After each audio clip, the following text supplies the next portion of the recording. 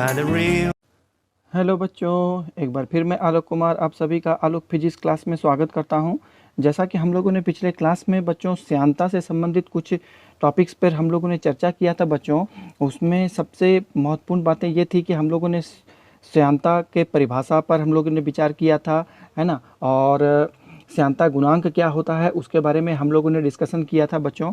तो चलिए आज हम लोग उसी क्लास को आगे बढ़ाएंगे और आज हम लोग जानने का प्रयास करेंगे बच्चों कि स्टोक्स का फार्मूला क्या होता है। स्टोक्स ने श्यानता से संबंधित जो श्यान बल का, है ना, एक्सप्रेशन दिया था हम लोगों को, है ना, वो क्या होता है उसे हम लोग समझने का प्रयास करेंगे। साथ में आज हम लोग ये भी समझने का प्रयास करेंगे बच्चों कि टर्मिनल वेलोसिटी क्या होता है, अंतिम वेग क्या होता है ना। तो सबसे पहले आप लोग अपने साथ कॉपी कलम को लेकर के बैठेंगे बच्चों, ताकि मैं यहाँ जो भी चीज़ को लिखूंगा, जो भी चीज़ आप लोगों को इंपॉर्टेंट लगेगा उसे आप लोग अपने कॉपी में नोट करेंगे, या आप लोग नोट्स भी बना सकते हैं बच्चों।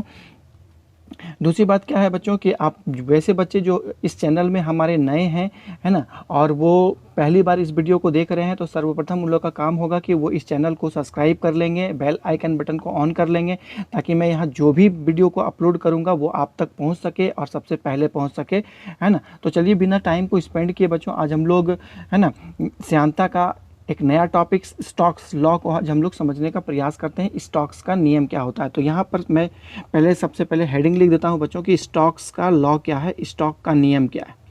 स्टोक का नियम, है ना। स्टोक्स एक वैज्ञानिक का नाम है बच्चों, है ना। वो उसने श्यानता का अध्ययन किया था और वो इस नियम को यहाँ पर दिया था बच्चों। तो स्टोक्स लॉ क्या होता है इसके बारे में आज हम लोग बात करेंगे, है ना। तो सबसे पहले आप लोग इसको समझने से पहले बच्चों, है ना, एक बात यहाँ पर गौर करने का प्रयास करेंगे कि मान लेते हैं कि यहाँ पर एक द्रव्य है जिसका श्यानता गुणांक ईटा है ना। यहाँ पे एक द्रव्य है बच्चों जिसका श्यानता गुणांक कितना है, ईटा है श्यानता गुणांक। और इस द्रव्य में कोई एक गोला, आर त्रिज्या का गोला कोई जो है बच्चों इसमें गिर रहा है ना, या गिरा है, या इसमें गिर रहा है बच्चों। तो उस गोला में द्रव्य के कारण जो है एक श्यान बल काम करता है ना। जब मान लेते हैं कि इसमें गोला जो है इसमें गिरता है ना, ये गोला है, कोई पदार्थ है, कोई पदार्थ का बना गोला है बच्चों। जब इसमें इस द्रव्य में जब वो गिरता है बच्चों, तो वो क्या करता है, गोला अपने गति के कारण, है ना, इस गोला के संपर्क में आने वाले द्रव्य को वो गतिशील कर देता है। मान लें कि इसके संपर्क में जो जो द्रव्य है ना, कांटेक्ट जो इसमें लिक्विड है बच्चों, वो क्या करता है, उस द्रव्य को गतिशील कर देता है ना। लेकिन दूर वाले द्रव्य जो होते हैं वो तो गतिशील नहीं करते हैं, वो तो शांत अवस्था में बैठे रहते हैं, स्थिर अवस्था में रहते हैं। तो अब श्यानता का कारण मैंने आप लोगों को बताया था बच्चों कि श्यानता का कारण क्या होता है कि देखिए द्रव्य के जो विभिन्न परत होते हैं, यदि आप लोग इससे पहले वाले वीडियो को नहीं देखे हैं और श्यानता का कारण नहीं जानते हैं बच्चों, तो सबसे पहले आप लोग उस वीडियो को देख करके श्यानता का कारण जानने का प्रयास करें, है ना। तभी आप लोगों को यहाँ पे समझ पे आएगा कि इस गोला पे श्यान बल कैसे काम करता है। मैं यहाँ पर बताने का प्रयास कर रहा हूँ। देखिए जब गोला जब इस श्यान द्रव्य में जब गिरता है तो वो गोला के संपर्क में आने वाले द्रव्य जो होते हैं गतिशील हो जाते हैं, लेकिन इससे गोला से दूर वाले द्रव्य जो होते हैं वो स्थिर अवस्था में ही रहते हैं। अर्थात द्रव्य के परतों के बीच में एक सापेक्षिक वेग काम करने लगता है ना। और यही वेग जो है बच्चों श्यान बल का कारण होता है। जैसे ही इस वस्तु पर श्यान बल काम करने लगता है तो वह क्या करता है, श्यान बल इस गोला के गिरने के गति का विरोध करता है। पहले तो गोला बहुत तेजी से गिरना शुरू करता है, लेकिन जैसे जैसे इसमें श्यान बल काम करता है ना, धीरे धीरे इस गोला की गति कम होने लगती है। और लास्टली क्या होता है बच्चों कि यह गोला जो है एक निश्चित वेग प्राप्त कर लेता है ना, जिसके वजह से ये गोला धीरे धीरे धीरे धीरे धीरे, है ना, एक कांस्टेंट वेलोसिटी के साथ गिरना शुरू हो जाता है। इसी वेग को हम लोग अंतिम वेग कहते हैं। तो चलिए हम लोग यहाँ पर एक बात आप लोगों को बताता हूँ बच्चों। देखिए माना आर त्रिज्या का एक गोला, है ना, आर त्रिज्या का एक गोला, माना आर त्रिज्या का एक गोला ईटा श्यानता, है ना, ईटा श्यानता गुणांक वाले द्रव्य में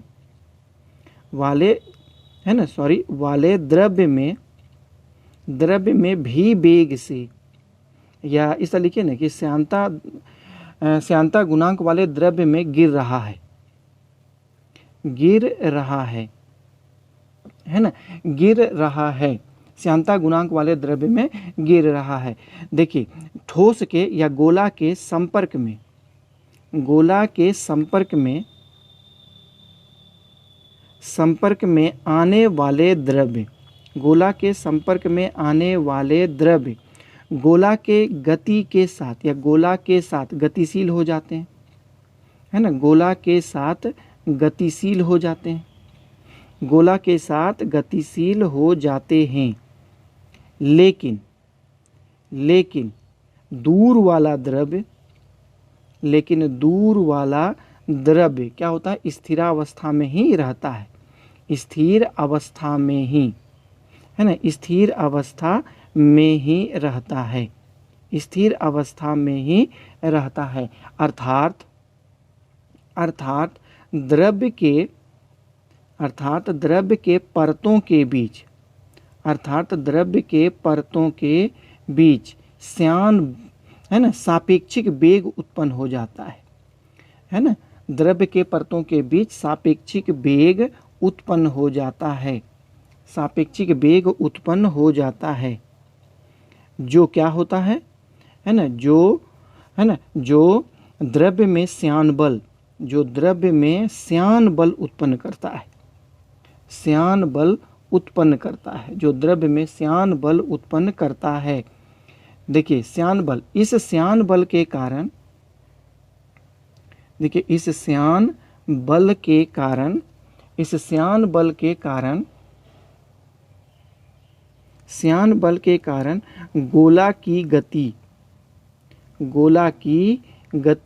धीरे धीरे कम होते जाती है, धीरे धीरे कम होते जाती है, गोला की गति धीरे धीरे कम होते जाती है, और अंततः, है ना, और अंततः गोला एक निश्चित वेग प्राप्त कर लेता है, गोला एक निश्चित वेग प्राप्त कर लेता है, गोला एक निश्चित वेग प्राप्त कर लेता है ना, निश्चित वेग प्राप्त कर लेता है, और द्रव्य में इस वेग के साथ, और द्रव्य में इस वेग के साथ गिरता है, इस द्रव्य में, है ना, इस वेग के साथ गिरता है। इस वेग को क्या कहते हैं, इस वेग को, है ना, इस वेग को अंतिम वेग कहते हैं, अंतिम वेग, जिसको हम लोग टर्मिनल वेलोसिटी भी हम लोग कहते हैं, टर्मिनल वेलोसिटी, इस वेग को हम लोग क्या कहते हैं बच्चों, टर्मिनल वेलोसिटी कहते हैं, है ना, टर्मिनल वेलोसिटी कहते हैं, इसी को हम लोग टर्मिनल वेलोसिटी कहते हैं। तो ये बात आप लोगों को समझ में आ गया होगा कि गोला जो है सबसे पहले क्या होता है, वो द्रव्य में गिरता है, संपर्क में आने वाले द्रव्य गोला के साथ गतिशील हो जाते हैं, लेकिन दूर वाले द्रव्य जो होते हैं विरामावस्था में ही रहते हैं, अर्थात द्रव्यों के विभिन्न परतों के बीच में एक सापेक्षिक वेग उत्पन्न हो जाता है। इस वेग के कारण ही श्यान बल उत्पन्न होता है, यह श्यान बल गोला की गति का विरोध करता है ना, और धीरे धीरे इस गिरने वाले गोला की वेग जो होती है घटते जाती है, और अंततः जो होती है गोला एक निश्चित वेग प्राप्त कर लेता है और वो फिर गिरना शुरू होता है। इस वेग को ही हम लोग क्या कहते हैं, अंतिम वेग कहते हैं। आप लोग भी बहुत सारा एग्जाम्पल भी देखे होंगे, जैसे कि आकाश से यदि बारिश हो रहा है बच्चों, तो बारिश की बूंदे जो होती है बच्चों, वो जो एक देखेंगे कांस्टेंट वेलोसिटी के साथ जमीन पर गिरता है ना, अर्थात वो अंतिम वेग प्राप्त करके गिरता है ना। देखते होंगे फिर भी कि बारिश के समय में जो बर्फ गिरते हैं बच्चों, तो उस बर्फ का वेग भी जो होती है वो क्या होती है, अंतिम वेग होती है ना, अर्थात वो अपने कांस्टेंट वेलोसिटी के साथ गिरता है। अधिक ऊंचाई से कोई भी वस्तु यदि, जैसे कि पैराशूट भी आप लोग देखे होंगे बच्चों, कि जब पैराशूट जब धरती पर आता है तो वह क्या होता है, उसका कांस्टेंट वेलोसिटी होता है, वो धीरे धीरे धीरे जमीन की ओर गिरना शुरू होता है। तो ऐसे ही वेग को हम लोग क्या कहते हैं बच्चों, अंतिम वेग कहते हैं। तो स्टॉक ने, है ना, स्टॉक ने सर्वप्रथम पाया, क्या पाया, देखिए यहाँ पर स्टॉक ने सर्वप्रथम, देखिए यहाँ पर स्टॉक ने सर्वप्रथम पाया कि, है ना, पाया कि देखिए श्यान द्रव्य में, देखिए श्यान द्रव्य में गिरने वाले, श्यान द्रव्य में गिरने वाले गोला पर लगने वाला श्यान बल, गोला पर लगने वाला श्यान बल निम्नलिखित कारकों पर निर्भर करता है। निम्नलिखित कारक पर निर्भर करता है, या कारकों पर, निम्नलिखित कारकों पर निर्भर करता है। निम्नलिखित कारकों पर निर्भर करता है। सबसे पहला कारक क्या है बच्चों? तो सबसे पहला कारक क्या होता है, आप यहाँ पे देखिए कि देखिए श्यान बल है ना, श्यान बल द्रव्य के, श्यान बल द्रव्य के श्यानता गुणांक, श्यानता गुणांक, श्यानता गुणांक के समानुपाती होता है। श्यानता गुणांक के समानुपाती होता है या निर्भर करता है, ये भी आप कह सकते हैं। दूसरा बात क्या होता है कि श्यान बल गोला की त्रिज्या है ना, गोला की त्रिज्या, गोला की त्रिज्या पर निर्भर करता है, गोला की त्रिज्या पर निर्भर करता है।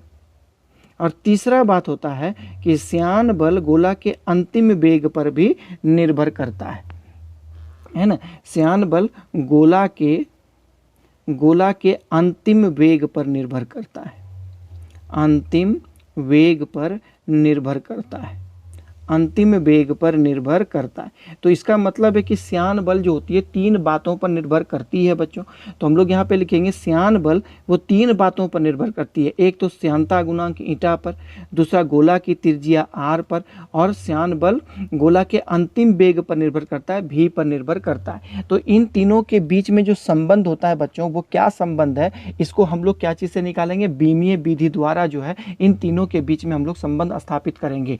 तो यदि आप लोगों को इन तीनों के बीच में संबंध स्थापित करने का बीमीय विधि मालूम नहीं है, तो सर्वप्रथम आप लोग यूनिट एंड डायमेंशन के वीडियो में जा करके आप लोग बीमा का उपयोग जा करके देखें बच्चों। वहां पर मैंने बताया है कि इसका उपयोग कैसे किया जाता है, संबंध कैसे स्थापित किया जाता है, उसी का प्रयोग मैं यहाँ पर कर रहा हूँ। तो अब इस समानुपाती को तोड़ेंगे तो बच्चों की एक हमको नियतांक देना पड़ेगा। तो F इज इक्वल टू यहाँ पर K ईटा आर भी, इसको हम लोग समीकरण नंबर 1 कहेंगे, जहाँ पर K क्या है, एक नियतांक है। तो सबसे पहले हम लोग क्या करेंगे, अब तीनों का यहाँ पर बीमा रखेंगे बच्चों। देखिए यहाँ पर तीनों का बीमा रखने पर, देखिए तीनों का बीमा रखने पर, तीनों का बीमा रखने पर, तो मैंने आप लोगों को इससे पिछले वाले वीडियो में ही बताया था बच्चों कि है ना, ईटा का बीमा क्या होता है, ये बात आप लोगों को मालूम होगा। तो एफ का बीमा यहाँ पे रखेंगे बच्चों, तो यहाँ पर क्या मिलता है, देखिए ML_T-2, ये बल की बीमा हो गई, और कांस्टेंट की कोई बीमा नहीं होती है। तो ईटा का बीमा रखेंगे, तो ईटा का बीमा होता है ML पर पावर -1 और T पर पावर क्या होता है, -1 होता है ये बीमा, है ना, T पर पावर -1 ये बीमा होता है। और R तो एक लंबाई होता है, तो इसीलिए L हो गया। और जो देखिए V का बीमा क्या होता है, LT-1। अब तीनों के ऊपर जो है एक अज्ञात हम क्या करेंगे, पावर दे देंगे। तीनों के बीच में एक अज्ञात पावर है, ABC अज्ञात पावर है। इसी पावर का मान हमको कैलकुलेट करना है। तो यहाँ पर हम लोग पावर देंगे A, यहाँ पर पावर देंगे B, और यहाँ पर पावर दिए C। यही अज्ञात पावर हम लोगों को क्या करना है, कैलकुलेट करना है। तो अब हम लोग देखिए अरेंज करेंगे इस इक्वेशन को, जो हम लोग बच्चों क्या करेंगे, अरेंज करेंगे। तो MLT-2 है, तो यहाँ पर देखिए M तो सिर्फ एक ही है, इस तीनों में M एक ही है, तो सिर्फ M पर पावर कितना हो जाएगा, A हो जाएगा, है ना। L देखिए यहाँ पर 3 L है, एक L यहाँ पर है, यहाँ पर भी L है, यहाँ पर भी L है, लेकिन तीनों का पावर अलग अलग है। तो यहाँ पर एक पर L पर पावर कितना हो जाएगा, -A हो जाएगा।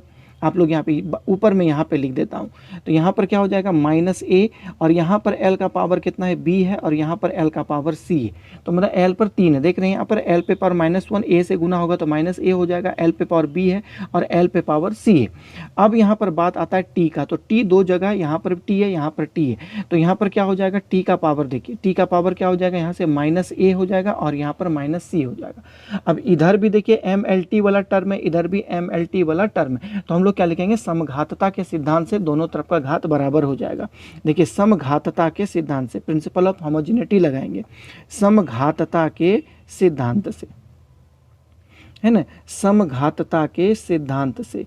तो m का पावर इधर कितना है, 1 है, इधर m का पावर a है, इसलिए a का वैल्यू कितना हो जाएगा, 1 हो जाएगा, है ना। इसको इक्वेशन नंबर 1 कहेंगे। अब यहाँ देखिए L इधर इस साइड जो है LHS में L का पावर 1 है और RHS में देखिए L का पावर इतना है, तो इसका मतलब है इधर भी क्या हो जाएगा बच्चों, आप लोग देख पा रहे हैं, -A + B plus C equal to यहाँ पर हो जाएगा 1। इसको इक्वेशन नंबर हम लोग 2 कहेंगे।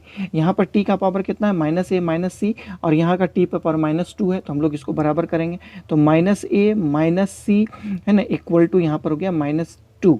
इसको इक्वेशन नंबर हम लोग 3 कहेंगे। अब तीनों इक्वेशन को सॉल्व करके हम लोग ए बी सी का वैल्यू कैलकुलेट कर लेंगे। तो सबसे पहले हम लोग क्या करेंगे, ये देखिए ए का मान यहाँ पर 1 है, तो इस ए का मान समीकरण नंबर 3 में रखेंगे तो हम लोग को सी निकल जाएगा। तो लिखेंगे ए का मान समीकरण नंबर 3 में रखने पर, ए का मान समीकरण 3 में रखने पर, तो समीकरण 3 में रखेंगे तो क्या मिलेगा, ए का पावर, तो यहाँ पर हो जाएगा -1 माइनस सी है, और यहाँ पर हो जाएगा -2।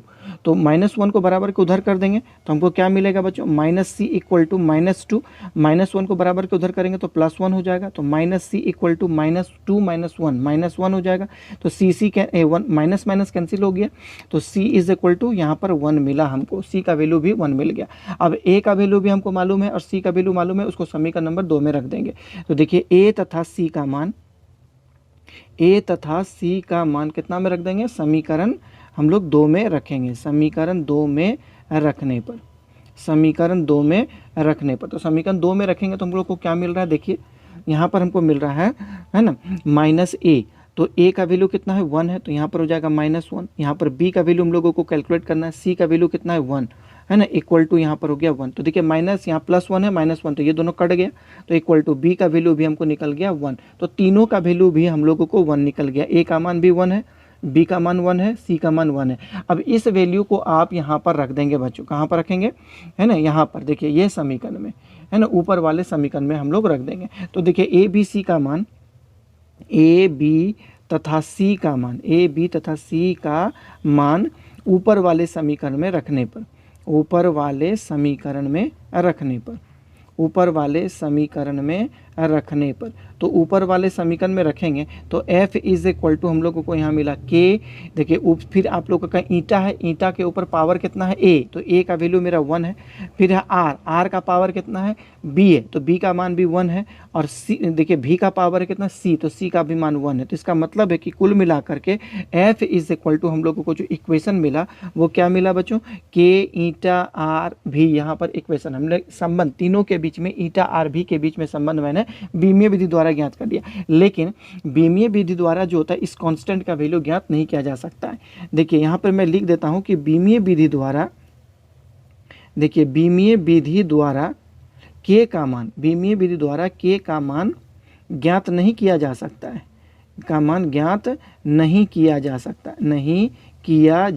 है, बीमीय विधि द्वारा k का मान ज्ञात नहीं किया जा सकता है।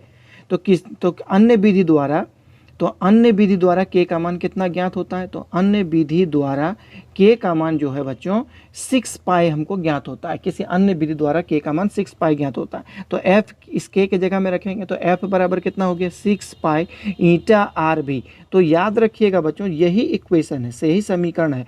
इसका मतलब है कि कोई r त्रिज्या का गोला ईंटा श्यान द्रव्य वाले द्रव्य में जब गिरता है बच्चों, तो उस गोला पर लगने वाला श्यान द्रव्य का मान इतना होता है ना, इतने बल के वजह से जो होता है वो गोला धीरे धीरे द्रव्य में गिरता जाता है और अंततः वो क्या करता है, एक कांस्टेंट वेलोसिटी प्राप्त कर लेता है, जिसको हम लोग अंतिम वेग कहते हैं। तो अब हम लोग क्या करेंगे बच्चों, श्यान बल का तो मान कैलकुलेट कर ही लिया, अब हम लोग क्या करेंगे कि टर्मिनल वेलोसिटी अंतिम वेग का वैल्यू को कैलकुलेट करेंगे। तो यहाँ पर बच्चों एक बात देखिए कि यहाँ पर मैंने 11th क्लास में स्टोक्स फार्मूला का प्रयोग जो है बीमीय विधि द्वारा निकाला है, लेकिन वहीं पर जब आप लोग आगे जब हायर क्लास में जब पढ़ेंगे बच्चों, है ना, जब उच्च कक्षा में जाएंगे तो इसका अलग मेथड है स्टोक्स फार्मूला को डिटरमाइन करने का, है ना। तो जब आप लोग पढ़ेंगे तो उसके विषय में आप लोगों को पता चल जाएगा। तो चलिए हम लोग अब क्या करेंगे, अंतिम वेग का समीकरण को हम लोग ज्ञात करेंगे। नेक्स्ट पेज में देखिए बच्चों, यहाँ पर अंतिम वेग का हम लोग, है ना, v का वैल्यू हम लोग ज्ञात करेंगे। अंतिम वेग का समीकरण हम लोगों को यहाँ पर प्राप्त करना है, अंतिम वेग का समीकरण, है ना। तो चलिए हम लोग इसको शुरुआत करते हैं बच्चों, इसके बारे में हम लोग जानने का प्रयास करते हैं। तो आप लोग ये बात तो आप लोग अच्छी तरह से जान चुके हैं बच्चों कि जब कोई गोला जो है ना, ये मान लेते हैं कि द्रव्य है, ये द्रव्य है, इसका श्यानता गुणांक ईटा है। और जब इसमें कोई गोला जब यहाँ पर गिरता है तो वो क्या करता है, अपने निकटतम द्रव्य जो अपने संपर्क में आने वाले द्रव्य को गतिशील कर देता है, दूर वाले द्रव्य स्थिर अवस्था में रहते हैं, द्रव्य के परतों के बीच में सापेक्षिक वेग उत्पन्न हो जाता है। यही श्यान बल का कारण होता है।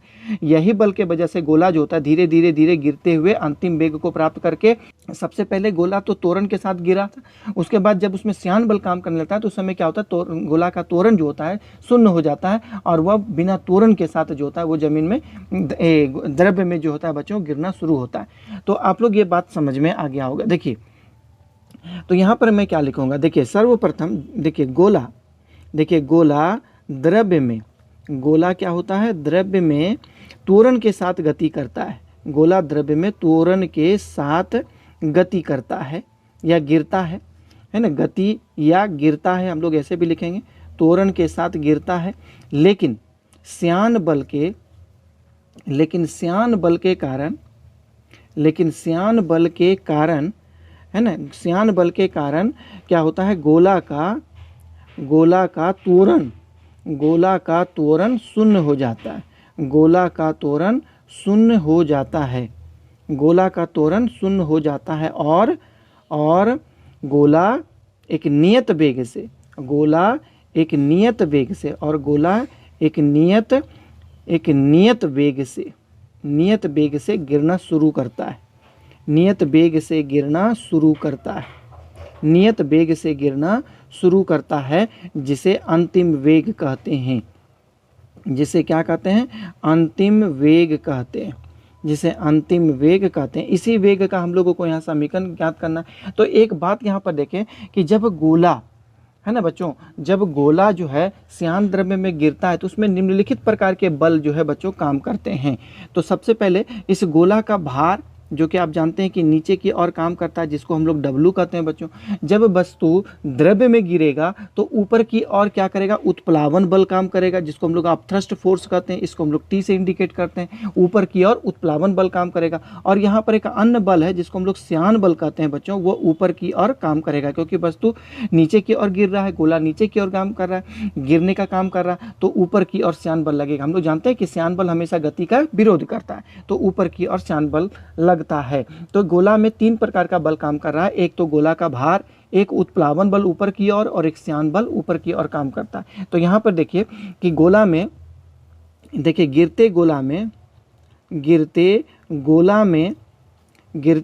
में 3 तरह के बल काम करते हैं। 3 तरह के बल काम करते हैं। गिरते गोला में 3 तरह के बल काम करते हैं। गिरते गोला में 3 तरह के बल काम करते हैं। सबसे पहला बल क्या होगा, एक तो गोला का भार। देखिए गोला का भार है ना, गोला का भार है क्या हो जाता है, आप जानते हैं कि W = mg गोला का भार होता है, जो नीचे की ओर काम करता है। कितना होता है, जो नीचे की ओर काम करता है, जो नीचे की ओर काम करता है, नीचे की ओर काम करता है। दूसरा क्या है बच्चों, दूसरा है उत्प्लावन बल है ना। उत्प्लावन बल जो किसके बराबर होता है, वस्तु के द्वारा विस्थापित द्रव्य के भार के बराबर होता है। अर्थात मतलब गोला के द्वारा है ना, गोला के द्वारा विस्थापित द्रव्य के भार के बराबर होता है। द्रव्य के भार के बराबर होता है, ये बात आप लोग जानते हैं बच्चों। और तीसरा जो बल होता है वो श्यान बल है। वो श्यान बल का एक्सप्रेशन हम लोग अभी तुरंत निकाले हैं। F = 6 पाई ईटा RV, ये बल हम लोग निकाले हैं। श्यान बल जो ऊपर की ओर काम करता है, जो ऊपर की ओर काम करता है ना, जो ऊपर की ओर काम करता है। ये बात आप लोग समझ गए कि 3 बल किस तरह दिशा में काम करता है। अब हमको बताइए कि इस गोला में लगने वाला परिणामी बल क्या होगा। तो देखिए 2 बल ऊपर की ओर है, F और T ऊपर की ओर, और 1 बल नीचे की ओर है। अर्थात F और T ये दोनों मिल करके गोला का भार को संतुलित करता है। तो इस प्रकार हम इसको लिख सकते हैं। देखिए संतुलन की अवस्था में हम लोग ऐसा लिखते हैं, संतुलन की अवस्था में कि F + T = W हो जाएगा बच्चों। हम लोग ये जानते हैं यहाँ पर। तो हम लोग यहाँ पर F का मान को कैलकुलेट करना है हम लोग को। F = कितना होगा, श्यान बल, तो W और T को बराबर को उधर कर देंगे। इसको समीकरण नंबर 1 कहेंगे। तो अब इस W और T हम लोग F तो कैलकुलेट कर चुके हैं बच्चों, हम लोगों को क्या निकालना है, एक तो गोला का भार निकालना है और दूसरा क्या निकालना है, उत्प्लावन बल का मान कैलकुलेट करना है। तो हम लोग यहाँ पर एक बात मानेंगे कि माना देखिए द्रव्य का, देखिए यहाँ पर द्रव्य का घनत्व, सबसे पहले मान लेते हैं कि द्रव्य का घनत्व कितना है, सिग्मा है ना, द्रव्य का घनत्व सिग्मा है, तथा गोला के पदार्थ का घनत्व कितना है, गोला के पदार्थ का घनत्व, गोला के पदार्थ का घनत्व रो है, गोला के पदार्थ का घनत्व रो है। तो हम लोग आसानी से निकाल सकते हैं। तो सबसे पहले गोला का भार निकाल लेते हैं, कैलकुलेट कर लेते हैं कि गोला का भार कितना होता है, mg। मैंने कई बार पिछले वाले वीडियो में आप लोगों को बताया है कि द्रव्यमान जो है बच्चों वो क्या होता है, आयतन गुना घनत्व के बराबर होता है, आयतन गुना घनत्व, ये द्रव्यमान होता है बच्चों, और यहाँ गुरुत्व त्वरण है। तो अब गोला कैसा है ना, आप देख रहे हैं कि गोला कैसा है बच्चों, उसका आयतन ज्ञात करना बहुत आसान है। क्या है आयतन उसका, गोला का आयतन क्या उतना होता है, 4/3 पाई, और यहाँ पर r3। मैंने ऊपर में माना है कि गोला का क्या है, देखिए तो गोला के पदार्थ का घनत्व रो है, तो यहाँ घनत्व के जगह में हम यहाँ रो लिख देंगे, और जीत का जी है, ये मेरा क्या निकल गया, mg गोला का भार। इसका मतलब है कि W का वैल्यू मेरा कैलकुलेट हो गया। अब यहाँ पर बात समझना है कि उत्प्लावन बल का मान हम लोग कैसे ज्ञात करेंगे। तो आप लोग यदि उत्प्लावन बल में यदि आप लोगों को कहीं कन्फ्यूजन होता है तो आप लोग इससे पिछले वाले वीडियो जिसको हम लोग द्रव्य स्थितिकी हाइड्रोस्टैटिक्स जो आप लोगों को वीडियो मैंने बनाया है बच्चों, उस वीडियो में जाकर के देखें उत्प्लावन बल का मान मैंने कैसे कैसे कैलकुलेट किया है, उसको पहले समझ लें। तो उत्प्लावन बल क्या होता है बच्चों, देखिए कोई वस्तु कैसा है बच्चों कि गोला के आकार का है, तो इसका मतलब है कि वस्तु जो है जितना द्रव्य विस्थापित करेगा तो गोला के आयतन के बराबर ही द्रव्य विस्थापित करेगा, है ना। गोला का जितना आयतन होगा यदि उसको द्रव्य में गिराया जाए तो वो गोला क्या करेगा, अपने ही आयतन के बराबर द्रव्य को विस्थापित करेगा, है ना। गोला के आयतन के बराबर ही द्रव्य को विस्थापित करेगा। तो लेकिन उस द्रव्य का भार कैसे ज्ञात करेंगे, तो हम लोग क्या करेंगे कि आयतन के साथ द्रव्य के घनत्व को गुना कर देंगे, तो जो द्रव्य विस्थापित हुआ है उसका हम लोगों को भार कैलकुलेट हो जाएगा।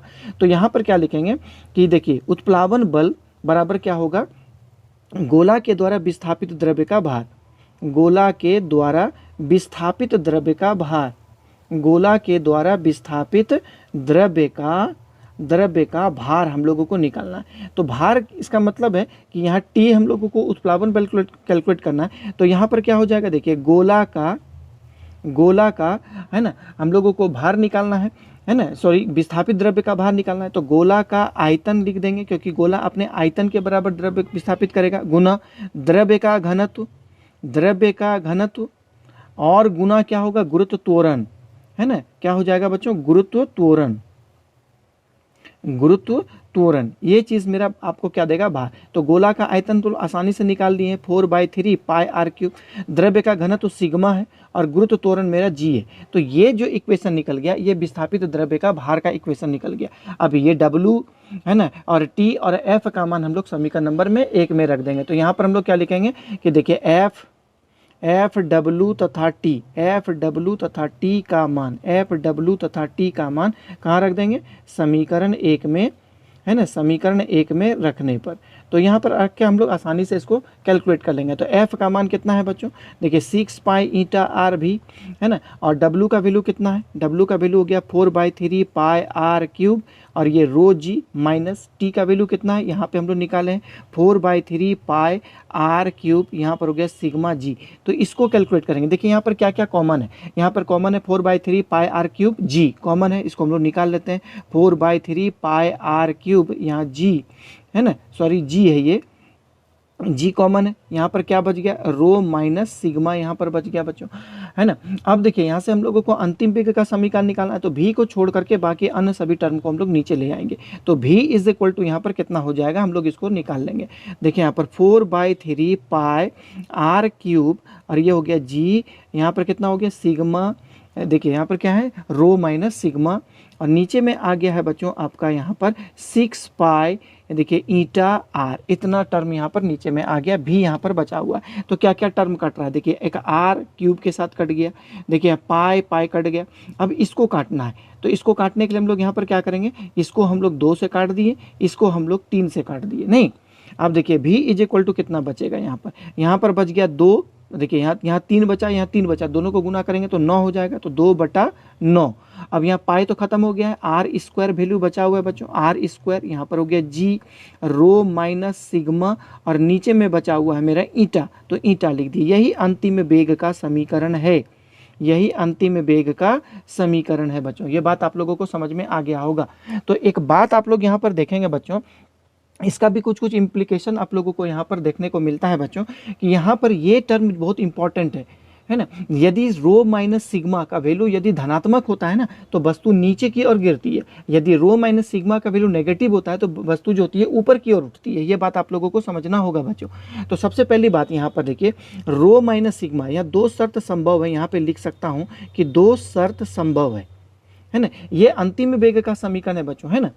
देखिए 2 शर्त संभव है, क्या क्या संभव है, तो सबसे पहला शर्त संभव है कि rho minus sigma equal to यदि पॉजिटिव होता है तो वस्तु क्या होती है, नीचे की ओर अंतिम वेग के साथ गिरती है। तो वस्तु नीचे की ओर, मतलब द्रव्य में या तरल में नीचे की ओर गिरती है। आप कह सकते हैं कि वस्तु नीचे की ओर द्रव्य या तरल में गिरती है, द्रव्य या तरल में गिरती है, तरल में गिरती है ना।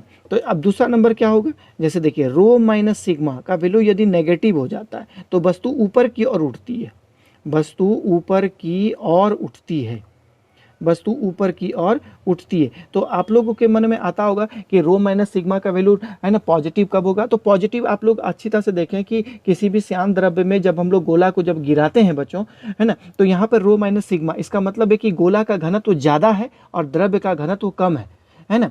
और गोला का घनत्व ज़्यादा, क्योंकि गोला क्या होता है, ठोस पदार्थ होता है बच्चों, है ना, और द्रव्य जो होता है एक तरल है, एक लिक्विड है, तो उसका घनत्व गोला की अपेक्षा कम होता है ना। अर्थात यहाँ रो माइनस सिग्मा का वैल्यू क्या होता है, पॉजिटिव हो जाता है। ये बात आप लोगों को समझ में आया है बच्चों। इसलिए गोला देखिए नीचे की ओर गिरता है, लेकिन नेगेटिव किस अवस्था में होता है, तो नेगेटिव वाली अवस्था को समझना जरूरी है। तो आप लोग देखे होंगे बच्चों, उदाहरण इसका मैं आप लोगों को बहुत अच्छा देना चाहता हूँ। तो आप लोग यहाँ पर देखे होंगे बच्चों कि जब हम लोग गुब्बारा के अंदर हाइड्रोजन गैस भर देते हैं बच्चों, तो वो देखेंगे गुब्बारा धीरे धीरे ऊपर की ओर उठता है। तो इसका मतलब है कि हाइड्रोजन गैस जो गुब्बारा के अंदर भरा होता है बच्चों, उसका घनत्व, यहाँ पर मैं फिगर बना करके दिखाता हूँ। ये गुब्बारा है बच्चों, है ना, इसके अंदर हाइड्रोजन गैस भरा हुआ है और बाहर में जो है मेरा वो एयर है ना। एयर जो होती है बच्चों वो भारी होती है, एयर जो होती है वो क्या होती है, भारी, लेकिन हाइड्रोजन गैस जो होती है बच्चों वो हल्की होती है। तो इसका मतलब है कि इस हाइड्रोजन गैस का घनत्व जो होता है वो कम होता है ना, किसकी तुलना में, इस बाहर हवा की तुलना में। तो इसका मतलब है कि इसका घनत्व हो गया रो, मैंने गोला का ही घनत्व रो लिया है बच्चों, तो आप देख पा रहे होंगे ऊपर वाले कैलकुलेशन में। तो ये जो गुब्बारा के अंदर जो गैस भरी हुई है, जो हाइड्रोजन गैस है, उसका घनत्व है रो, और बाहर में जो यहाँ पर एयर है ना, हवा है, उसका घनत्व है सिग्मा। अब यहाँ पर देखिए कि हाइड्रोजन गैस का घनत्व कम होता है, किसके तुलना में, हवा के तुलना में, है ना, हवा की तुलना में कम होता है। इसीलिए रो माइनस सिग्मा का वैल्यू क्या होगा, नेगेटिव हो जाता है, सॉरी नेगेटिव हो जाता है। इसीलिए क्या होता है कि हाइड्रोजन गैस देखते होंगे नीचे नहीं जाने के अब तुलना में वो ऊपर की ओर उठना शुरू हो जाता है। इसी प्रकार दूसरा उदाहरण भी मैं आप लोगों को यहाँ पर देना चाहता हूँ बच्चों, कि आप लोग देखे होंगे कि पानी का जो बुलबुला होता है बच्चों, जब किसी भी पात्र में जब आप पानी को रख करके जब उसे गर्म करते हैं, तो जब पानी को जब आप पात्र में रख करके जब आप गर्म करते हैं, इसको जब आप लौ में चढ़ा करके इसको गर्म करते हैं, तो इस पानी के जो यहाँ पर जो सतह होता है, जो बॉटम होता है, जो आधार होता है, वहाँ का पानी जो होता है बच्चों, सर्वप्रथम क्या होता है कि वाष्प में बदल जाता है, भाप में बदल जाता है यहाँ के पानी। और जैसे ही वो भाप में बदलेंगे वो छोटे छोटे बुलबुले के रूप में आ जाते हैं। तो वो बुलबुला क्या होता है बच्चों, वो धीरे धीरे वो ऊपर की ओर उठते हैं, वो बुलबुला ऊपर की ओर धीरे धीरे उठते जाते हैं। तो जब बुलबुला ऊपर की ओर उठ रहा है, क्यों, क्योंकि यहाँ पर आप देखेंगे कि इसके अंदर द्रव्य भरा हुआ है। तो इस द्रव्य जो होती है, यह गोला तो भाप है, भाप मतलब क्या हो गया, लगभग वो गैस के रूप में बदल गया। तो गैस का घनत्व जो होता है बच्चों, वो द्रव्य के घनत्व की तुलना में कम होता है ना। तो यहाँ पर आप देखेंगे कि ये भाप है, ये गैस के रूप में परिवर्तित हो गया। तो ये जो गोला बन गया, इसका घनत्व हो गया मेरा रो, और ये जो द्रव्य भरा हुआ है इसका द्रव्य का घनत्व कितना हो गया, सिग्मा। तो ये इस कंडीशन में भी यहाँ पर अपन देख पा रहे हैं कि rho minus sigma is equal to क्या होता है, नेगेटिव होता है। नहीं तो नेगेटिव होगा तो वो क्या होगा, धीरे धीरे ऊपर की ओर उठेगा। तो मैंने आप लोगों को पहले बताया बच्चों कि यदि ये जो टर्म देख रहे हैं रो माइनस सिग्मा, ये बहुत इंपॉर्टेंट टर्म है। यही टर्म हमको बतलाता है कि कौन सा पदार्थ ऊपर की ओर जाएगा और कौन सा पदार्थ नीचे की ओर गति करेगा। तो ये नेगेटिव पॉजिटिव का कॉन्सेप्ट आप लोगों को अच्छी तरह समझ में आ गया होगा बच्चों, है ना। तो ठीक है बच्चों, आज आप लोग यहीं तक वीडियो को देखें बच्चों और इससे अच्छी तरह समझने का प्रयास करें। हम आप लोगों के साथ नेक्स्ट क्लास में बच्चों एक अच्छे टॉपिक्स के साथ पुनः उपस्थित रहेंगे। आप लोग इस वीडियो को अच्छी तरह से देखने का प्रयास करें बच्चों, वीडियो को कम से कम पूरा जरूर देखें, है ना, और इसे समझने का प्रयास करें। यदि एक बार समझ में नहीं आता है बच्चों देखने के बाद, तो इसे 2 बार 3 बार 4 बार इसे देखने का प्रयास करें बच्चों। आप लोगों के साथ उपस्थित रहूंगा एक नेक्स्ट वीडियो के साथ। तब तक बच्चों आप लोग अपना ख्याल रखें, अपना ध्यान रखें बच्चों। आप लोग हमेशा हंसते रहे, खेलते रहे, मुस्कुराते रहे बच्चों, और इसी प्रकार हमारे वीडियो को भी आप लोग देखते रहे बच्चों। और साथ ही साथ अपने दोस्तों के साथ इस वीडियो को शेयर जरूर करें, है ना। तो आज आप लोगों ने जो मेरे वीडियो को देखा इसके लिए बहुत बहुत धन्यवाद बच्चों। Lots of thanks. जय हिंद।